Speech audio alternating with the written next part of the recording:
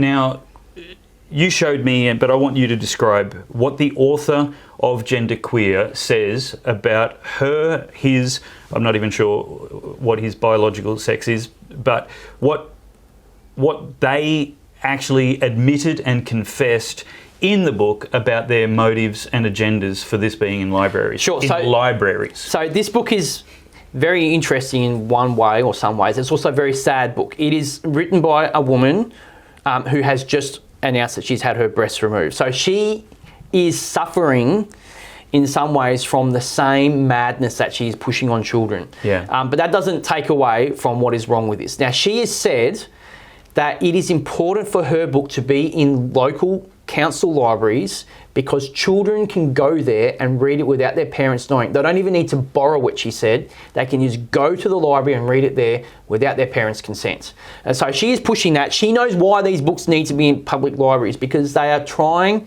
to manipulate the next generation of our society. Now, it was also very interesting in this book, just on the library culture, a large part of this book details her own work inside libraries and the LGBT culture in specific parts of American libraries. But you have to go to any local council library and you can see very clearly certain libraries have a very, very strong LGBT connection to them. And it is no coincidence, for instance, in Logan City Council, of all the libraries I've been to, Beanley Library is the one that has the most rainbows on the wall. It is the library with the most rubbish on the shelves.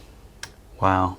Yeah, that's very clearly a political signal that they are on board with and promoting a political and philosophical ideology, if not religious ideology. It is a religion to them. So, Dave, I've got a message for parents across Australia, because this can be fought. So, with Logan City Council, I've been to the police and I've been to Logan City Council, and just with a couple of visits, a few phone calls and some emails, Logan City Council is currently in complete damage control and meltdown over its libraries. I've been informed by one librarian that hundreds of books have been taken off the shelf while they're going through them. Good. Now, they're not going through them very well, but they're trying to do something.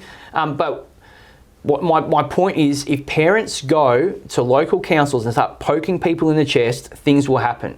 Bernie, let's make this as simple as possible so parents and people who want to make a difference. I echo Bernie's sentiments. You need to not leave this to Bernie, not leave this to somebody else in your city. You need to take responsibility for this. If nothing else, you might be the only one who does it. But if you're not, all the better. If 20, 50, 100 parents end up coming into the schools and council libraries and demanding accountability and age appropriateness in the content on those shelves, then that is something that is going to push back on this culture. So we don't end up with the eradication of these laws and the liberalisation of this obscenity. I think it's weak and cowardly for a council administration and leadership to fall to the lowest common denominator of criminality.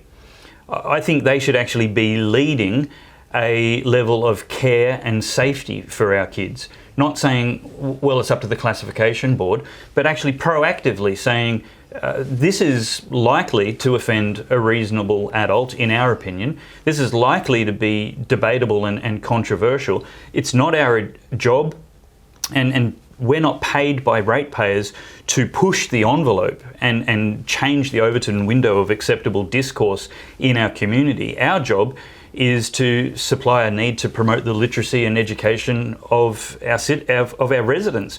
And therefore, ratepayers and residents of every city in Australia, regardless of the law and criminality, should be communicating with their local councillors reasonably and in a way that promotes them listening, that if they want to be re-elected, then they should promote the safety of our children in our public libraries and schools.